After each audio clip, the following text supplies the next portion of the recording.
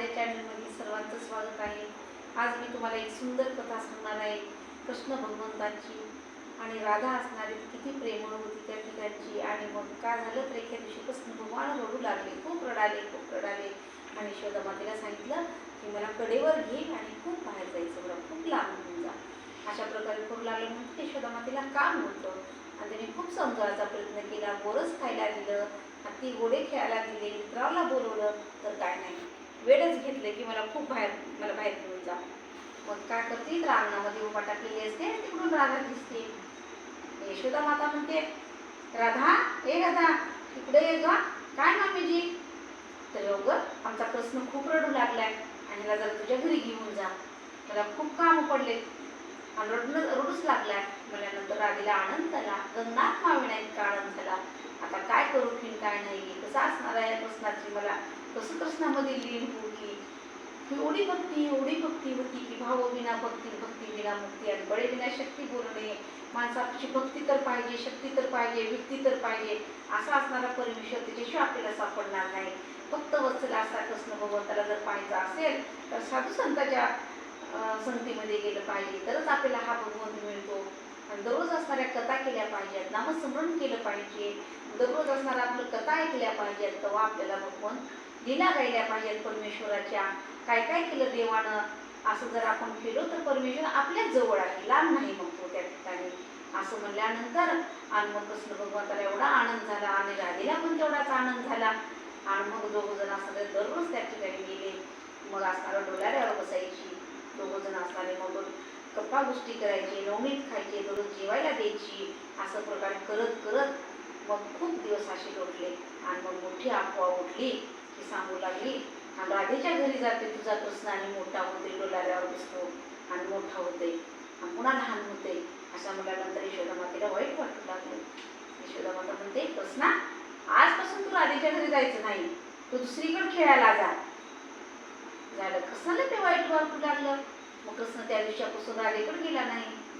मग राधा असणारी भक्तीची असणारी प्रेमानं चित्तकळा असणारी होती, प्रेमस्वरूप राधा होती। राधा आणि कृष्ण वेगळेच नव्हते, 60,000 वर्षे तपश्चर्या केली होती की कृष्णच मला पाहिजे, कृष्णच मला पाहिजे। इंद्राची सचिव होती, इंद्रपद सोडली आणि मग तिने असणारं कुठे गेली तर तपश्चर्या करायला गेली आणि तीच भूगोळामध्ये अवतार धारण केली। आणि मग त्यावेळेस कृष्ण भगवंतांनी सगळ्या मनोकामना तिच्या पूर्ण केल्या। मग अशा असं राधेला रोज चित्तचोर बघितल्याशिवाय कर्माचं नाही, कुठून येईल काही कुठून मधुसूदन, तिकडून गोपाळ येईल का, कुठे गेला असेल कृष्ण, हा गोविंद कुठे गेला असेल, असं सतत तिला नामस्मरण राहायचं। अधुरम मधुरम नयनम मधुरम असं करत सतत असणारं नामस्मरण करत राहायची। आणि मग कृष्णाची भेटच होईना गेली, अन्न पाणी सगळं असणारं बरं गेलं त्या ठिकाणचं, चैन नाही, भोजन नाही, काहीच नाही आणि खूप त्रास होऊ लागला। मग कृष्ण भगवंताला भक्ताचं असणार का त्या ठिकाणी लगेच असणारं समजते आणि भक्त वत्सल असणार, प्रेम वत्सल असणारा हा भगवंत त्याच्या असणाऱ्या डोळ्यावर काय लपले का त्या ठिकाणचं असणार। आणि मग लगेच म्हणला, आज काय नाही म्हणला, आज आपली राधा भोजन केलेली नाही, आपली राधा काहीच केली नाही, एकामध्ये हलवत बसले त्या ठिकाणी, मंथन करायला बसले तर त्या ठिकाणी काहीच नाही, गोरच नाही मध्ये, आता काय करावं? मग आपण गेलं पाहिजे आणि काहीतरी आयडिया केली पाहिजे। पण हातामध्ये विटी दारू घेतली, घोडा घेतला, बॉल घेतला आणि मग म्हणले लगेच गोपाळांना चला म्हणजे पेद्या सुदाम्या वजऱ्या वाकड्या, चला आज आपण काय करू, राधेच्या घरी जाऊ खेळायला म्हणले आणि राधेच्या अंगणामध्ये खेळू म्हणले। असा डाव मांडला आणि राधा लगेच बघू लागली। सासू म्हणजे तुझं चित्त कुठं आहे ग, घरात आहे का बाहेर आहे? तर नाही, मी मंथन करू लागली। अगं त्याच्यामध्ये मंथन कसं करतीस, त्याचं रिकामा डेरा ठेवलीस आणि फुटल ना ती, म्हणजे तुझं सगळं लक्ष कृष्णावर आहे म्हणली। आणि झालं, कृष्णाला हाकलून दिली, कृष्ण खेळायला निघून गेला घरी। मग टाकलं असणारं कोपऱ्यामध्ये आणि मग काय गेला तर असणारा चौरंग झोपी गेला। किती छान कृष्ण झोपलाय, किती छान कृष्ण झोपलाय म्हणते यशोदा माता आणि प्रेमाने चुंबन घेती, हात फिरवती, पांघरून टाकती, झोपी गेला। कशाची झोपी ते कृष्णाला, इकडे राधा तळमळ करते। आणि मग राधाला विचार करते, आज मला कृष्णाला पाहिल्याशिवाय करमणार नाही, आज कृष्णाची भेटच घ्यायची म्हणते। आणि मग हातामध्ये डेरा लगेच असताना काय करते तर घागर घेते आणि पाण्याला ठुंकत निघते आणि जाता समोरून जावं लागत होतं. आणि मग कृष्णाने सगळं जाणलं म्हणजे राधेला आज आपली भेटच घ्यायची आहे. मग आज तिनं जाऊन नदीवर बसते आणि लईच कृष्ण भगवान त्या ठिकाणी मग बॉल हातामध्ये घेते निघाले मग खेळण्यासाठी. आणि मग तिथं जाऊन राधा गप्पा मारत बसते. तेवढ्यामध्ये यशोदा जागी होते. आत्ताच झोपला होता कुठं गेला, आत्ताच होता कुठं गेला, आता याला कुठं शोधू म्हणते. आणि लगेच असणार म्हणजे त्याचा मोळा काढत काढत आता इथं होता म्हणत म्हणत एवढी चाकटे लागली यशोदा माता. आणि त्यात काय राधेला गप्पा गोष्टी करत बसल्या. राधा तिथं बसली जवळ. यशोदा माता म्हणू लागली सगळेच का ग म्हणलेला घेऊन आली चुनाचं. नाही मामीजी मी नाही आणले घेऊन, मी पाण्याला आले. नाही आई तिने येताना काय केला माझा बॉल हातातला घेऊन आली. म्हणून बॉल घेण्यासाठी मी हिच्या पाठीमागं आला म्हणला. कुठं आहे बॉल दे तुम्ही. बॉल नाही म्हणली. राधा म्हणते खरंच मामीजी माझ्यापाशी बॉल नाही. कृष्ण म्हणते तिच्यापाशीच बॉल आहे. मग असणारा लगेच साडीला झटकू लागला. बघून असणारा पटकन खाली बॉल पडला. आणि नारळात काय किंमत इतकी, कितीतरी असणारं परमेश्वर असणारं काय करू शकतो त्या ठिकाणी. वरी असणार का कवच आहे मध्ये पाणी नारळामध्ये, आतमध्ये अन्न कळेना त्याला तो कैसा काढेल दुसऱ्याला. असा असणारा हा भगवंत सगळ्याच्या रूपामध्ये असणारा, कुठेही असणारा तो प्रेम स्वरूप असणारा. आणि त्या ठिकाणी मग मातीनं काय केलं तर आपल्या कृष्णाला उचललं आणि आपल्या घरी घेऊन आली घागराने. मग राधेला वाटलं आनंद झाला. कसं काय असं म्हणले आज रागराग का करणार पण माझी आणि कृष्णाची भेट झाली. तसं जसं कृष्णाला भेटावं वाटतं तसंच आपण सुद्धा दररोज असणारा नित्यनेम केला पाहिजे. आणि कृष्ण कसा भेटल, आपण कृष्णाच्या कसं जवळ जावं, कुठून त्याला असणार हुडकावं, काय केल्यानंतर कृष्ण आपल्या जवळ येईल, कशी भक्ती करावं लागेल, उपवास करावा लागेल का, जप करावं लागेल का, कृती वाचावं लागेल का, काय करावं लागेल. अशा प्रकारे कृष्णाला हुडकण्यासाठी 4 वेद थकले. ब्रह्म असणारा त्या ठिकाणी ब्रह्मदेव थकला, शेष भगवान थकला की भगवंत कुठं आहे, त्याचा काय ठावपत्ता आहे का, त्याचा कुणाच्या हृदयामध्ये आहे. अशा असणार परमेश्वराला कसं शोधायचं तर आत्मज्ञानानं गेलं पाहिजे. त्या ठिकाणी त्याला ज्ञान प्राप्त आहे. तो ज्ञानानं जातो, कोण भक्तीनं जातो, कोण शक्तीनं जातो परमेश्वराच्या जवळ. त्यावेळेस परमेश्वराची प्राप्ती होती आहे. आणि असाच असणारा भगवान त्या ठिकाणी मग राधेला प्रसन्न झालेला होता. आत्मज्ञानाने राधा त्यांच्या जवळ होती, ज्ञान होती, ज्योती असणारी राधा होती, भक्ती असणारी त्या ठिकाणची होती. आणि मग असणारी राधा तृप्त झाली त्या ठिकाणी कृष्ण भगवंताला बघून. आणि मग असंच एक धोरण असणारी खूप दिवसानं कृष्णाला राखायची. सगळ्याच्या घरी जात लोणी खातोस आणि ज्याच्या घरी जाईल त्या ठिकाणी कितीतरी वाढ व्हायची. असेच उदाने भरून राहायचे, खाऊन भक्षण करून जायचा, तशाला तशी राहायची आणि त्याचा उदारनिर्वाह चालायचा. किती तर धनप्राप्ती व्हायची. आणि तर म्हणते म्हातारी माझ्याजवळ कृष्णा तुला देण्यासाठी काहीच नाही रे. आई तुझ्याकडे खूप आहे, मी एवढे फळं घेऊन आले रे, आज दिवसभर विकायला गेले, माझे कुणीच फळं घेतली नाहीत रे, तू मला काहीतरी दे. तो म्हणतो आई मी तुला खूप देतो थांब म्हणला. आणि घरी गेला. यशोदा माता बाहेर गेलेल्या होत्या. आणि मग असणारं काय केलं तर रांजणामध्ये असणारे हिरे माणिक मोती भरून दिलेले होते, ते हातामध्ये घेतले कृष्ण भगवंताने आणि निघाला. इतकी गरीब होती, तिला खायला अन्न नव्हतं आणि तिचे दिवसभर कोणी फळं विकलेली होती. खूप त्रास होऊन आणि राजवाड्याच्या सावलीला येऊन बसलेली होती.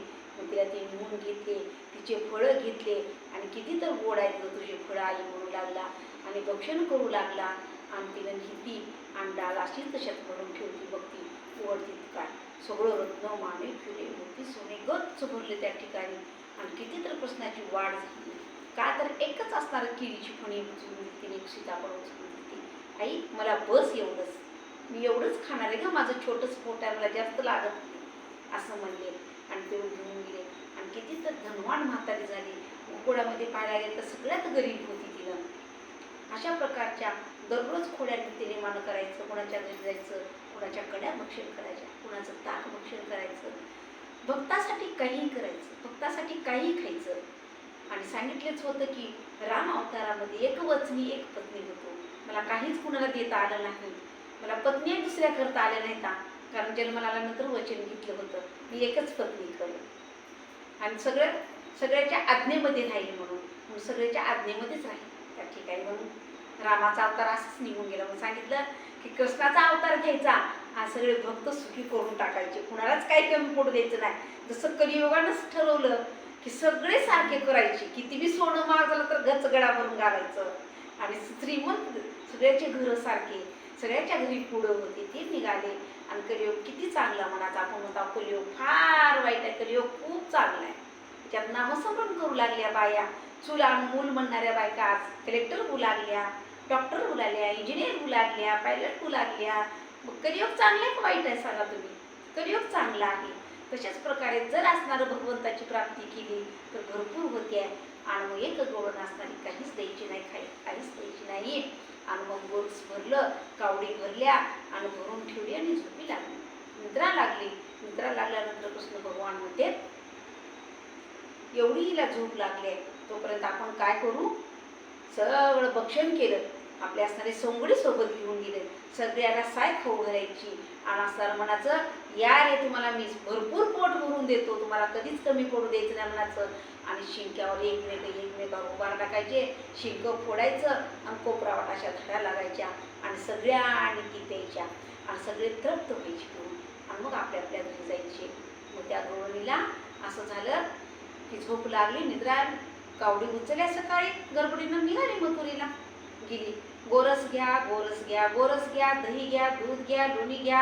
आणि खूप चांगलं आणले मुली, झाकण्या उघडल्या, बरोबर मग काय येऊ लागले, बिंडकुळ्या निघाल्या, मासे निघाले त्या ठिकाणी, पुन्हा सरडे निघाले, अंगावर लोकांच्या चढू लागले, साप, विंचू, अशा प्रकारचे सगळे झुस प्राणी त्या ठिकाणी निघू लागले.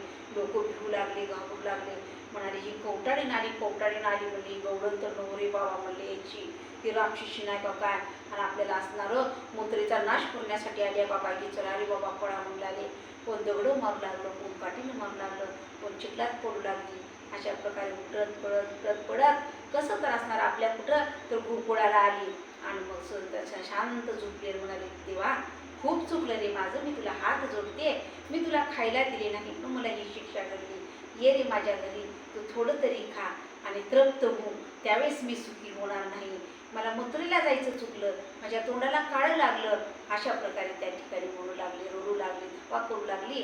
आणि भक्त बत्सल असा प्रेमळ असणारा हा कृष्ण भगवान लगेच तिच्या घरी जातो आणि धनसंपदा तिला आशीर्वाद देतो. तू असणारं परत असं करू नकोस, साधू संतांना सर्वांना खाऊ पिऊ घाल, तुझं कधीच कमी पडणार नाही. आणि ज्या परमेश्वराच्या ठिकाणी जोपर्यंत आपण त्या परमेश्वराला अर्पण करत नाही तोपर्यंत सगळं तृप्त होऊ शकत नाही. आणि ज्या परमेश्वराला तुम्ही पानसुद्धा जर मनापासून अर्पण केलं तर तो वास घ्यायचा सोडतो आणि तोंडामध्ये घालतो. फुल जर भक्तिभावाने एक अर्पण केलं तर त्याचा सध्या वास घेत नाही, तो मुखामध्ये घालतो.